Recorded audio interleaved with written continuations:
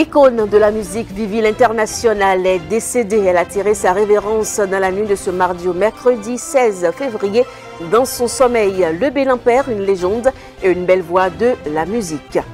Aurélien Benossi, ministre des Affaires étrangères, a rencontré les membres de son cabinet, mais aussi avec des patrons de presse et quelques membres du gouvernement. Ils ont communié. Hors du Bénin, au moins 5 morts dans 2 attaques d'Al-Shabaab. Des combattants djihadistes Shebab ont lancé simultanément plusieurs attaques sur des commissariats dans et autour de la capitale somalienne. Les détails dans cette édition. Bonsoir à toutes et à tous, bienvenue à vous dans cette nouvelle session de l'information sur Speedline Télévision. Nous allons ouvrir ce journal avec un carnet noir. Le Bénin-Père, une légende, une belle voix de la musique. L'école Vivi l'International a tiré sa révérence dans la nuit de ce mardi au mercredi dans son sommeil. Et en attendant, les sources officielles, l'information a été confirmée par l'un de ses enfants.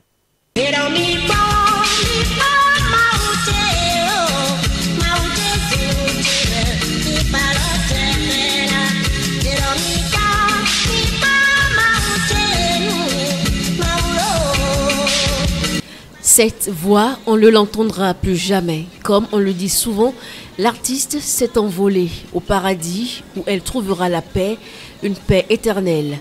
Oui, elle a combattu le bon combat. À quelques jours de l'anniversaire de la conférence des forces vives de la nation, à laquelle elle a consacré son titre FIFA qui invite les politiciens à la paix, l'artiste Vivi l'International est passée de vie à trépas dans la nuit du mardi au mercredi, a-t-on appris de sources familiales. Le décès est survenu pendant son sommeil. L'information a été confirmée par l'un de ses enfants. De son vrai nom, Victorine Agbator, Vivi l'International est une artiste engagée. Elle aborde dans ses œuvres des faits sociopolitiques et s'est illustrée durant toute sa carrière comme une ambassadrice de la paix. Son titre FIFA fait un excellent récapitulatif de la conférence des forces vives de la nation qui a mis le Bénin sur le chemin de la démocratie. Et comme on le dit, l'artiste ne meurt pas. Salut l'artiste.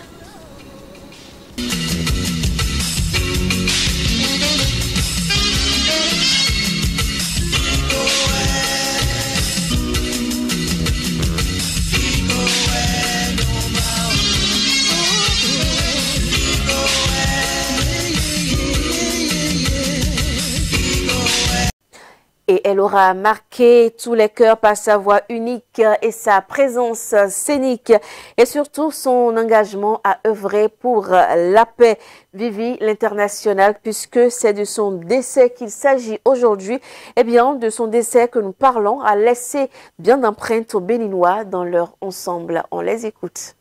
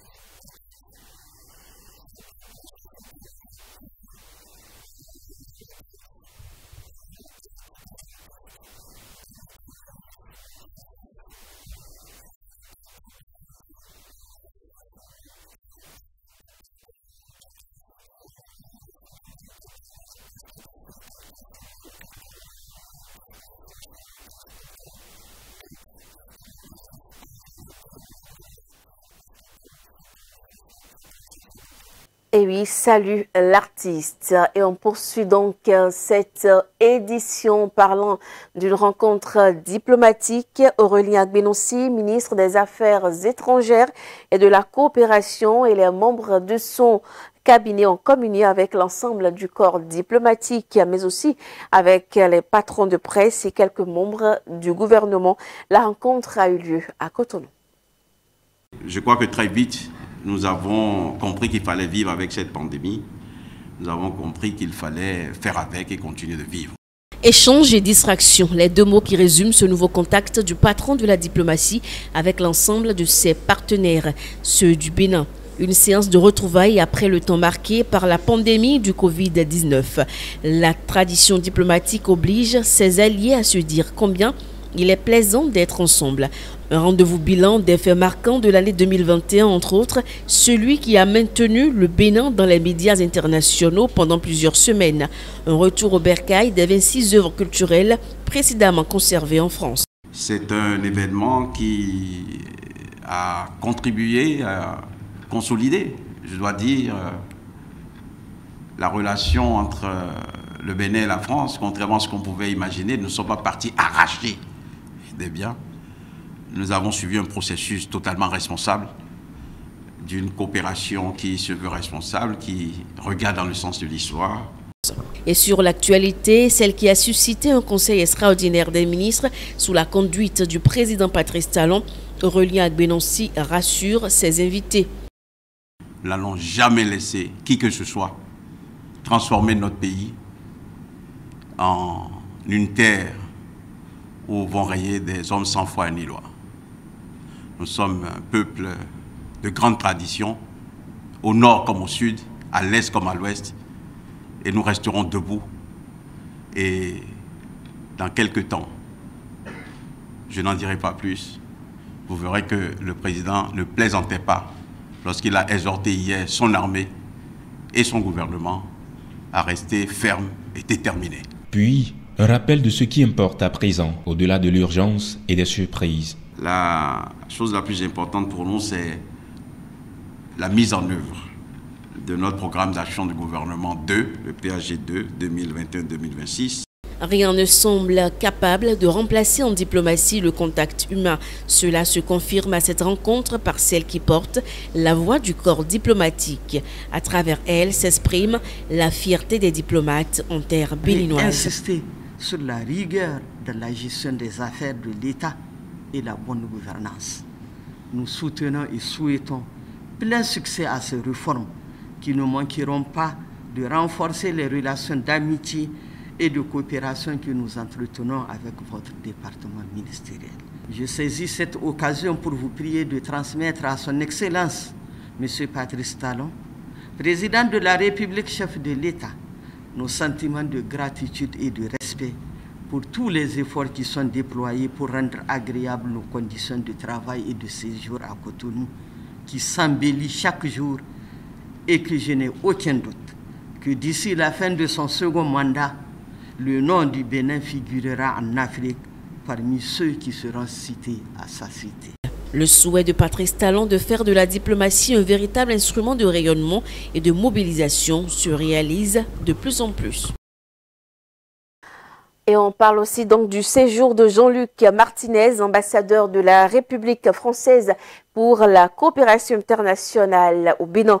Le diplomate français a consulté les autorités béninoises avant que la France n'adopte une loi qui encadre la restitution de biens culturels. À l'issue des visites et entretiens, eh bien, le diplomate français a livré un message. On le suit.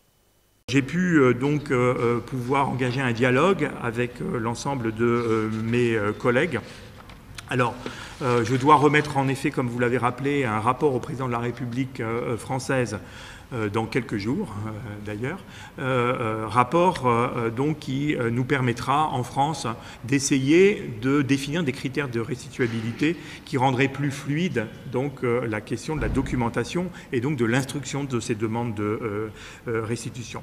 Mais je voudrais rappeler ici et le sommet Afrique-France de Montpellier du 7 octobre dernier auquel beaucoup de les gens autour de cette assemblée ont participé. Donc, l'a rappelé, l'ambition de la France, c'est de permettre à la jeunesse du Bénin, à la jeunesse africaine, de voir en Afrique ce patrimoine, le patrimoine de votre pays, mais aussi, nous l'espérons, le patrimoine donc universel conservé notamment en France. Donc, bien sûr, il s'agit de franchir une nouvelle étape dans le processus de restitution, mais également donc d'imaginer les différentes modalités, donc exposition, prêt, dépôt, qui permettraient aussi de montrer ici au Bénin donc le patrimoine conservé en France. Et à cette occasion, je voudrais, en guise de conclusion, donc dire combien j'ai été impressionné par l'ambition culturelle, le dynamisme. Hein. Il se passe quelque chose ici, hein, au Bénin. Donc une véritable ébullition culturelle.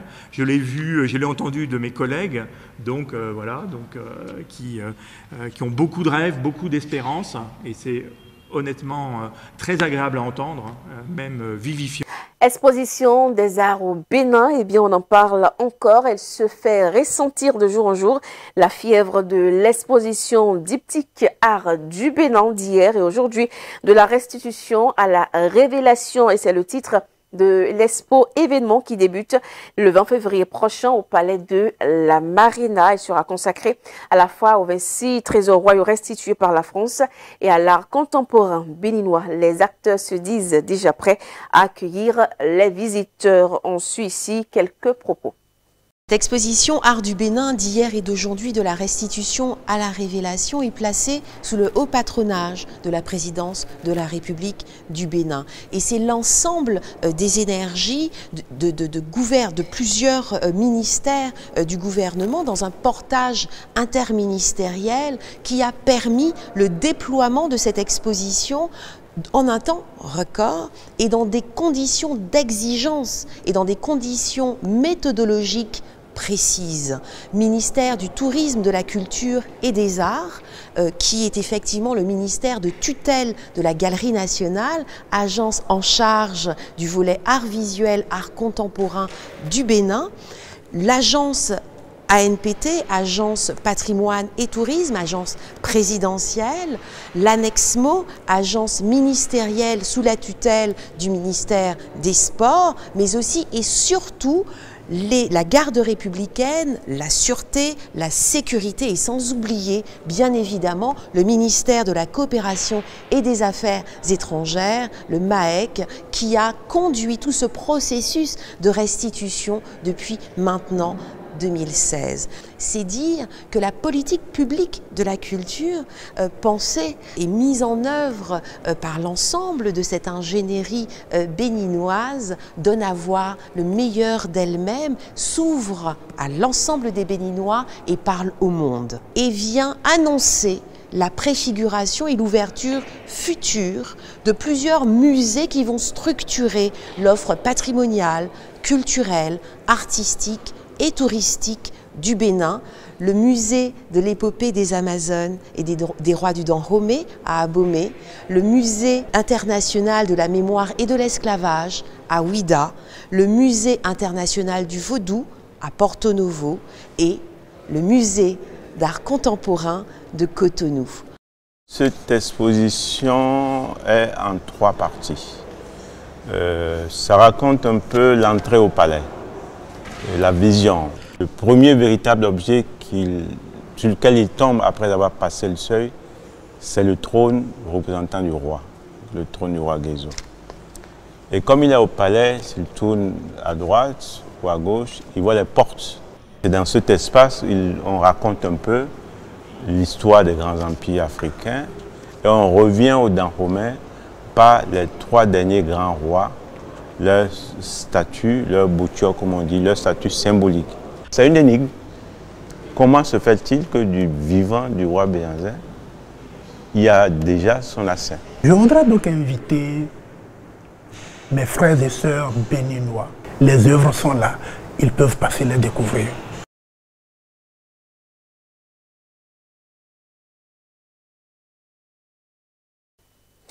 Et on parle également de la 10e conférence de la francophonie du 9 au 12 février dernier se tenait donc à Dakar au Sénégal, la conférence internationale des grandes chancelleries francophones, 10e édition de ce grand rendez-vous des chanceliers d'Afrique et de la France, et c'est une première pour la vice-présidente et grande chancelière de la République du Bénin, Mariam Tchabi Talata. Et c'est le président sénégalais Macky Sall qui a présidé l'ouverture officielle de la conférence. Le reportage à ce propos. La sanction du mérite et de l'excellence, rôle des grandes chancelleries, c'est le thème de cette 10e conférence des grandes chancelleries d'Afrique francophone subsaharienne et de France. Elle rassemble les 20 pays membres, des observateurs et invités. Incarnation des valeurs morales et civiques de l'État, les grandes chancelleries cultivent chez les personnes décorées une satisfaction morale qui les stimule à bien faire et à mieux s'engager dans la voie de l'excellence. C'est tout le sens du thème de votre rencontre. Le Bénin n'est pas resté en marge de cette rencontre. Mariam Tchabi Talata Zime Yerima porte la voix de la nation. Quelle autre institution, en dehors de la grande chancellerie, peut stimuler, pousser à davantage d'efforts nos soldats sur les champs de bataille, nos sportifs sur différents terrains, nos chercheurs dans les centres de recherche, nos enseignants dans les classes, nos paysans dans les champs, nos fonctionnaires dans les institutions, nos artisans dans les ateliers, nos médecins face aux malades. Si ce rôle de la grande chancellerie est méconnu ou méprisé, alors il nous faut nous remettre en cause, revoir nos modes actuels de pensée, de vie, d'action, nos manières de contribuer à la construction de nos pays. Les grandes chancelleries d'Afrique francophone subsaharienne et de France s'activent désormais à dynamiser les institutions des pays membres. Ceci à travers la promotion de l'excellence et des valeurs de mérite, de travail, d'intégrité et de paix. Le mérite et l'excellence s'affichent en combat permanent pour le bien-être individuel et collectif. Voilà pourquoi, et plus que par le passé, il convient de renforcer le rôle primordial et la place centrale des grandes chancelleries dans 1. La promotion des valeurs cardinales de la République, 2. La solidité des institutions et la résilience des États, 3. La consolidation des nations et la stabilité de nos sociétés, sociétés que nous savons aujourd'hui complexes et fragiles. Cette conférence se tient tous les 2 ans dans un pays membre. L'édition de Dakar, qui devrait se tenir en 2021, avait été décalée à cause de la crise sanitaire liée au coronavirus. La prochaine se tient en 2023 en Guinée-Conakry. Hors du Bénin à présent, au Nigeria, premier producteur de pétrole en Afrique, eh bien, il est touché depuis une semaine par une pénurie d'essence. L'importation d'une grande quantité d'essence frelatée aurait contaminé le marché. La situation est pour le moins cocasse, même si elle est loin d'amuser les populations. Le premier producteur de pétrole en Afrique touché par une pénurie d'essence. La situation est pour le moins cocasse, même si elle est loin d'amuser les Nigérians, qui doivent faire face à cette situation depuis maintenant une semaine et se retrouvent confrontés à des embouteillages monstres dans les principales villes du pays. Les files de voitures s'étendent en effet à perte de vue à proximité des rares stations essence encore ouvertes dans les villes d'Abuja ou de Lagos. Cette pénurie est due à l'importation au Nigeria par 4 négociants d'une grande quantité d'essence frelatée qui aurait endommagé un grand nombre de véhicules. La compagnie pétrolière nationale essaye depuis de retirer le produit contaminé du marché. Cette pénurie d'essence a de nombreuses répercussions dans la vie des Nigérians. Un grand nombre dépendent de générateurs à essence ou gazole pour alimenter les maisons et les commerces, alors que le coût des transports a flambé considérablement dans plusieurs villes du pays, obligeant la population à utiliser d'autres moyens de déplacement comme le vélo ou la marche.